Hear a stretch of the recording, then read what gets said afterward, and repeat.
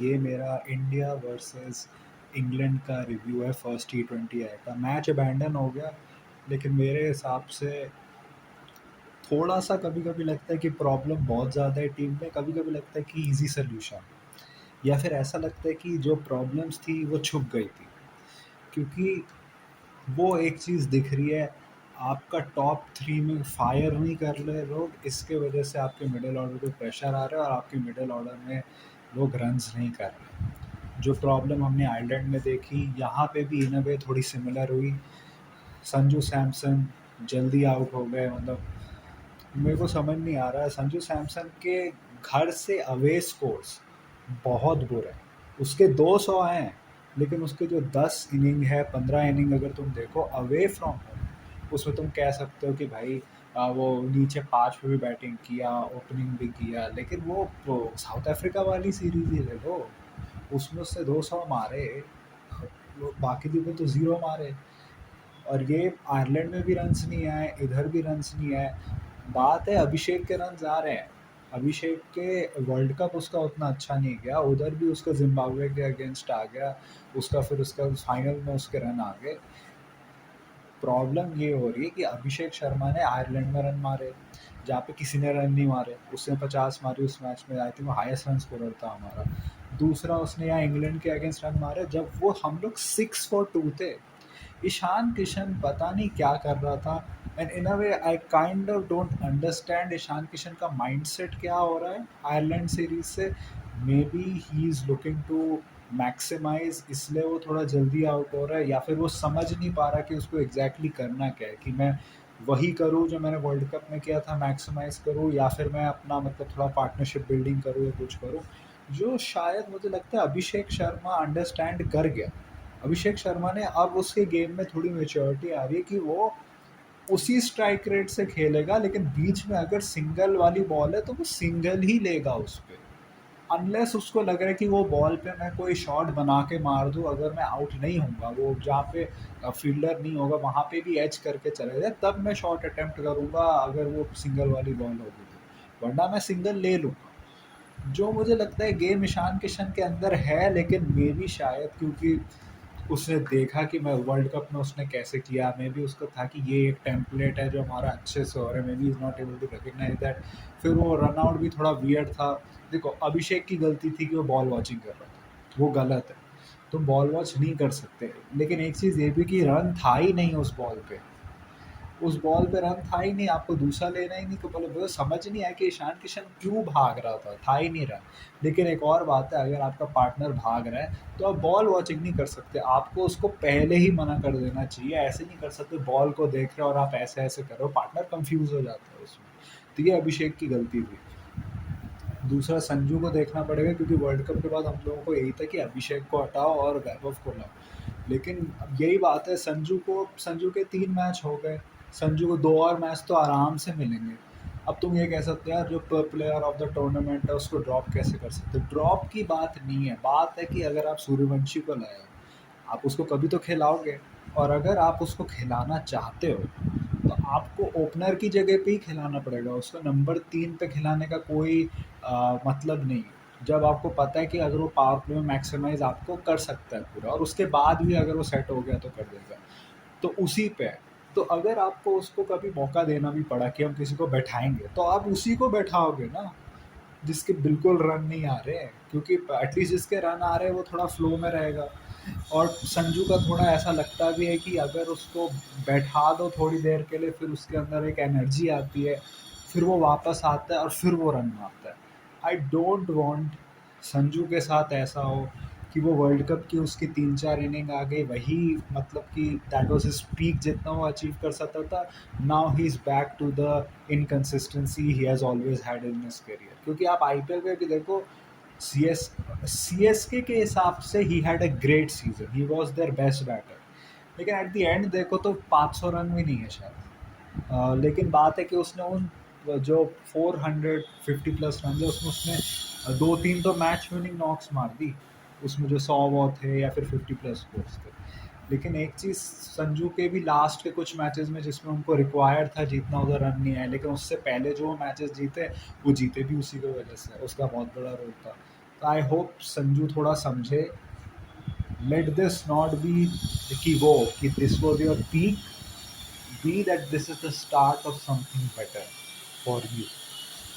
दूसरा श्रेयस मैं कहूँगा, अगर वो 6-7 बॉलें कम लेता, ये जिस सेम स्कोर पे पहुंचने के लिए अगर वो 6-7 बॉलें कम रहता लेता तो I would have been glad. लेकिन एक चीज़ दिख रही थी कि एक तो था कि आप चाह रहे थे कि पार्टनरशिप हो, क्योंकि आप देख रहे थे कि अगर कोई पार्टनरशिप कर नहीं रहा था तो आपके बैटर्स जल्दी जल्दी गिर रहे थे, क्योंकि सब लोग या तो अब सिंगल लेते लेते फिर फ्रस्ट्रेट होकर विकेट दे रहे थे, या लोग स्टार्टिंग से ही आके बल्ला घुमा रहे थे, तो आपको चाहिए था जो पार्टनरशिप करे। लेकिन एक और चीज़ दिखी कि श्रेयस क्लियरली प्रेशर में था, वो चांसेस ले भी नहीं रहा था। जैसे विल जैक्स के अगेंस्ट भी वो मेरे को लगता है और चांसेस ले सकता था, लेकिन उसने नहीं लिया, क्योंकि उसको अपने भी रन बनाने थे। उसको था कि भाई मैं अपने भी रन बना लूँ। और दूसरा मुझे समझ नहीं आता, आपने तिलक वर्मा को नंबर 5 पे क्यों भेजा? जब आप देख रहे हो कि स्पिनर्स के इतने ओवर बचे हैं, विल जैक्स भी करा रहा है, फिर उसके बाद लियम के भी ओवर है, राशिद के भी ओवर है, हैरी ब्रुक का मैं ये कहूँगा as a captain he was good today. उसने जिस तरीके से अपने स्पिनर्स को ऑपरेट करा मुझे लगता है अच्छा है। एक चीज़ उसकी गलती थी कि लियम डॉसन को इतनी जल्दी आपको पावर प्ले में नहीं लाना चाहिए था, स्पेशली आप लियम डॉसन को लाए हो अभिषेक शर्मा के सामने जहाँ उसका मैचअप बनता भी नहीं है। आप बस उस पे जा रहे थे कि अगर उसने आके वैसे घुमा दिया तो आउट हो जाएगा, तो आउट हो जाएगा, लेकिन ऐसा हुआ नहीं। लेकिन उसके अलावा जिस तरीके से राशिद का डेथ के लिए ओवर बचा के रखा, दूसरा मेरे हिसाब से विल जैक्स इवन दो उसके फिगर्स कुछ और कहेंगे, लेकिन मेरे हिसाब से उसने ठीक बॉलिंग करी, जिसमें एक्चुअली क्योंकि वो एक ओवर में पिटा भी था, उसने बाद में ठीक ठाक बॉलिंग ही करी, आउट भी कर दिया उसने, शायद उसने तिलक को ही आउट, तिलक को नहीं, उसने किसको आउट किया था, आई डोंट थिंक उसने किसी को आउट किया। लेकिन वही बात है कि आपको भेजना चाहिए था शिवम दुबे को, वो स्पिनर्स को टारगेट करता, और तुमने हमने देखा भी कि शिवम दुबे ने किया, उसी ने आके राशिद को रन मारे भाई, उसने लियम को रन मारे। आपको उस समय आप इंग्लैंड के अगेंस्ट सेमीफाइनल में आपके पास इतनी थी कि हम शिवम को भेज सकते हैं, यहाँ क्यों नहीं? क्लियर दिख रहा था कि आप चाह रहे थे कि तिलक को भेजो, उसके कोई रन आ जाए, जबकि तिलक की बेस्ट है, शिवम जाता स्पिनर्स को टारगेट करता, तिलक एंड में आता और पेसर्स को मारता, he is one of the best pace hitters in the team. लेकिन तिलक भी यार तू ऐसे नहीं खेल सकता, 13 रन 12 बॉल 13 बॉल कैसे? उसमें भी एक चौका है राशिद के अगेंस्ट, मतलब कैसे खेल सकते हो? इस टीम में आज के क्रिकेट के रिलेटेड आप बहुत ऑलराउंडर्स खिलाते हो, क्योंकि आपको बॉलिंग ऑप्शंस चाहिए, और इस सिचुएशन में आप Tilak even as a finisher there will be some matches where he have to come up and the order, क्योंकि आप कोई ऑलराउंडर से, वो बहुत ही अच्छा ऑलराउंडर होगा, उसके अलावा कोई आप ऑलराउंडर से एक्सपेक्ट नहीं कर सकते कि वो बहुत विकटें गिर गई है तो वहाँ पे जाके पार्टनरशिप्स बनाए। आप एक प्रॉपर बैटर को ही ट्रस्ट करोगे उधर, तो आप इस तरीके से स्पिन के अगेंस्ट नहीं खेल सकते।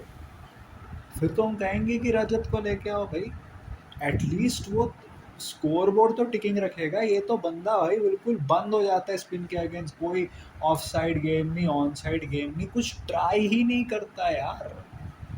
तुम ट्राई तो करो, ट्राई नहीं हुआ तो ठीक है, तो ट्राई ही नहीं करता, ऐसे नहीं चलेगा भाई। आपको शिवम को ऊपर भेजना चाहिए था। दूसरा अक्षर पटेल भाई 4 ही बॉलें खेली, लेकिन यार इतना ब्रेनलेस क्रिकेटर मैंने कभी नहीं देखा भाई, कैसे लग रहा था वो वाइड होगी। दूसरा यार आप तुम कोई शॉट तो अटेम्प्ट करो, कोई छक्का मारने के लिए तो जाओ, ऐसा लगता है कि सिंगल ही लेना है मेरे को। दूसरा मैं कहूँगा इंग्लैंड की फील्डिंग में कुछ मिस हैप्स थे, लेकिन ओवरऑल वेरी ग्रेट, मतलब उन्होंने कितने हमारे चौक के रोके, किस तरीके से वो एक दूसरे को फेंक रहे थे ऑन द फील्ड, ऐसा लग रहा था कि they really want to prove a point with this series कि हम लोग जीतना चाहते हैं। लेकिन मैं लोग कह रहे थे कि पार स्कोर है, लेकिन जिस तरीके से पिच लग रही थी मेरे को लग रहा था कि स्पिनर्स जब अपनी बॉल थोड़ी स्लोअर डाल रहे हैं, स्लोअर ट्रेजेक्ट्री पर डाल रहे हैं, तो मुश्किल हो रहा था बैटर्स के लिए करना।